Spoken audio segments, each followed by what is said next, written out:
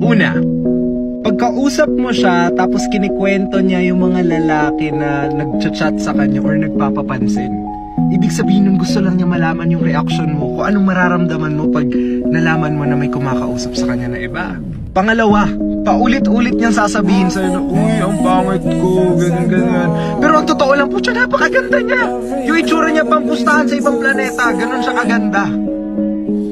Pangatlo, magpo-post yan ng something sa social media niya, Twitter, Facebook, TikTok, kung saan man, na nagpaparamdam. Alam mo minsan yung mga stories ng mga quotes, ganyan about love, ganyan. Malay mo, para sa'yo yun! Girls, pakiconfirm na lang, hindi ko alam kung tama ang mga pinagsasabi ko, pero